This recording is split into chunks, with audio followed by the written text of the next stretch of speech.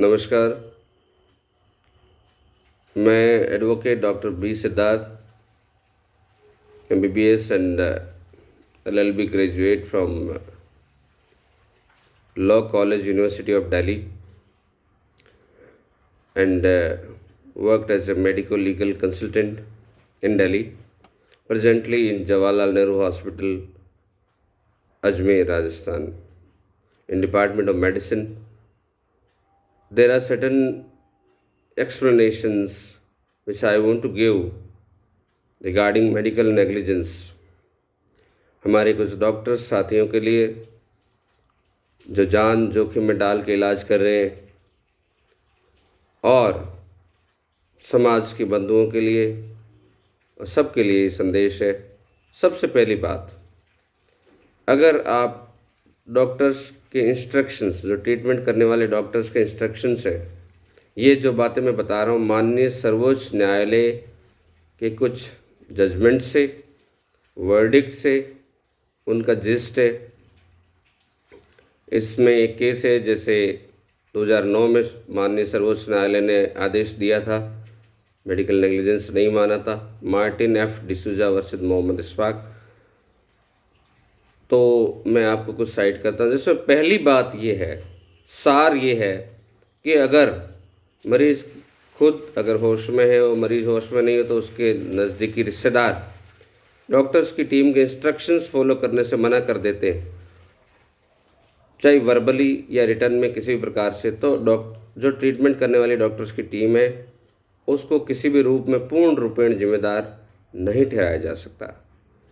और medical negligence क्या है मैं आपको बता देता हूँ कि इलाज की प्रक्रिया क्या है।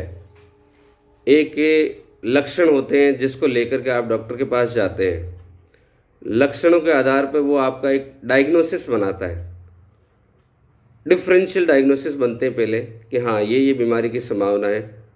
उसको कंफर्म करने के लिए वो इन्वेस्टिगेशंस कराते हैं, और उस इन्वेस्टिगेशन के आधार पर एक फाइनल डायग्नोसिस बनता है, जिसका कि ट्रीटमेंट चलता है आवश्यकता अनुसार। तो ये प्रक्रिया है। तो मेडिकल नेग्लिजेंस कब कही जा सकती है? जब कोई डायग्नोसिस में एरर हो, कोई ट्रीटमेंट में एरर हो, कोई पोस्ट ऑफ केयर में एरर हो, अगर सर्जिकल केस है तो। अगर डायग्नोसिस में कोई एरर नहीं है, ट्रीटमेंट में कोई एरर नहीं है, मात्र अनफेवरेबल आउटकम आया है, मैं माननीय सर्वोच्च न्यायालय की भाषा में बता रहा हूँ, अगर मात्र अनफेवरेबल आउटकम आया, जो फेवरेबल आउटकम क्या होता है कि मरीज़ का इलाज हुआ, मरीज़ ठीक होकर घर चला गया। अनफेवरेबल आउटकम का मतलब होता है कि किसी भी प्रकार का कोई कॉम्प्लिकेशन जो मेडिकल साइंस की किताबों में लिखा है वो हो गया है इलाज कराते कराते, तो उसकी जिम्मेदारी भी पेशेंट की है। और अनफेवरेबल आउटकम जो सबसे मोस्ट अनफेवरेबल है वो जो है कि डेथ है, तो उसमें भी डॉक्टर्स को जिम्मेदार नहीं ठहराया जा सकता।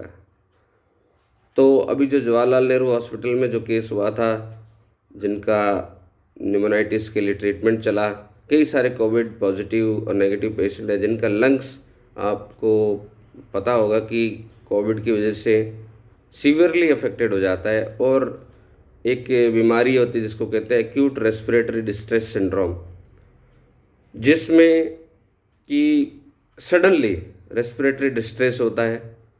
और इस केस में मरीज़ को इंट्यूबेशन के लिए सजेस्ट किया गया था, जिसके लिए उन्होंने मना कर दिया गया। तो अगर डॉक्टर्स की टीम के निर्देश फॉलो नहीं किए गए थे, इस केस में उन्होंने नेगेटिव कंसेंट दी थी, तो इसमें डॉक्टर्स की पूर्ण रूपेण रिस्पॉन्सिबिलिटी नहीं होती है। दूसरी बात, मेडिकल नेग्लिजेंस से मैं क्लेरिफाई कर देना चाहता हूँ, ये प्रक्रिया से संबंधित है, कानूनी प्रक्रिया से संबंधित सबके लिए है।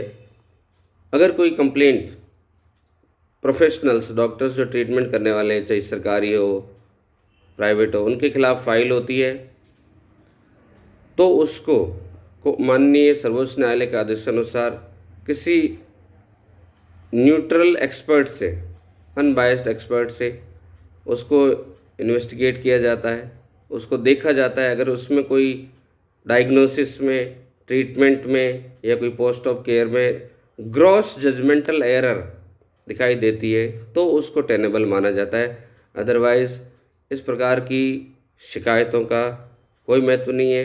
ये एक डॉक्टर्स को भयभीत करने के लिए जिस तरह से केस फाइल किए जा रहे हैं वो समाज के लिए भी एक प्रकार की हानि है, क्योंकि वो भयभीत रहेगा तो हो सकता है यंग पेशेंट है जिसमें हम पूरे एफर्ट्स करके प्रयास करके हम बचा लेते हैं। और मैं आपको बता दूं, इसी अस्पताल में जेएलएन हॉस्पिटल में ही एक पेशेंट जो कि 41 दिन तक इंट्यूबेट रही थी और उसके बाद में जो है डिस्चार्ज होके ठीक अपने पैरों पे चल के घर गई है।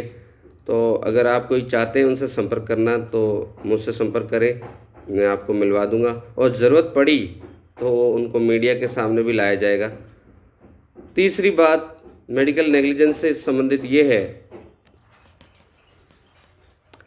एक टर्म होती है जिसको कंट्रीब्यूटरी नेग्लिजेंस कहते हैं।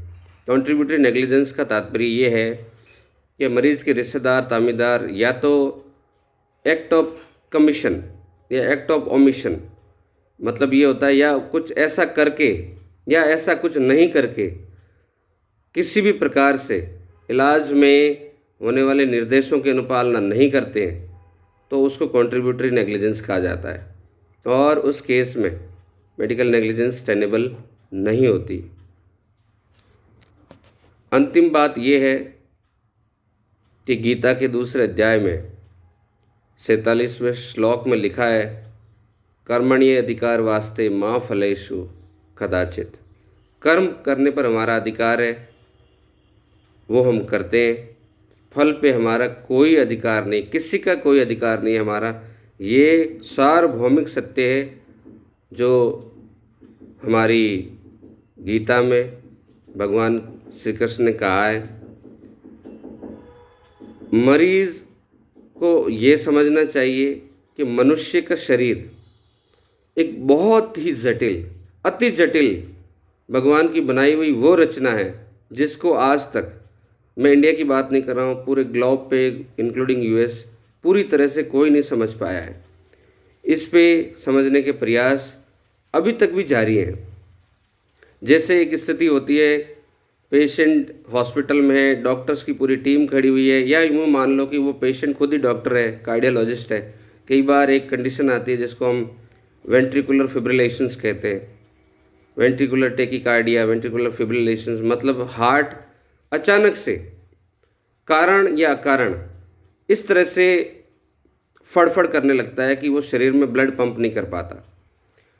उस कंडीशन में हम दवाई देते हैं, कई बार रिवर्स होता है, कई बार नहीं भी होता है, हम उसमें कुछ नहीं कर पा सके। ये मेडिकल साइंस की किताबों में ही डॉक्यूमेंटेड है, हमारे मेडिकल लिटरेचर में, कि इस स्थिति में आप 10 में से 1 या 2 लोगों को बचा सकते हो। ये स्टडीज़ है, ये कोई मेरा मंतव्य नहीं है। तो मैं लोगों से यही कहना चाहता हूँ कि आप जो है इंस्ट्रक्शंस को फॉलो करें, एक विश्वास और श्रद्धा बनाए रखें। मरीज़ और डॉक्टर के बीच में एक फिड्यूशियरी रिलेशनशिप होती है जिसका मतलब होता है ट्रस्ट की रिलेशनशिप। अगर आप उसे हमेशा एक डिस्ट्रस्ट की कंडीशन स्थिति से, परिप्रेक्ष्य से देखेंगे तो आप उसके इलाज को फॉलो नहीं कर पाएंगे और हो सकता है आपको वो लाभ ना मिले जो मिल सकता था और मिलना चाहिए। इसके साथ ही मैं अपनी बात समाप्त करता हूँ। आवश्यकता पड़ेगी तो फिर मैं प्रयास करूँगा आप लोगों को और एजुकेट करने का। जय हिंद, जय भारत, नमस्कार।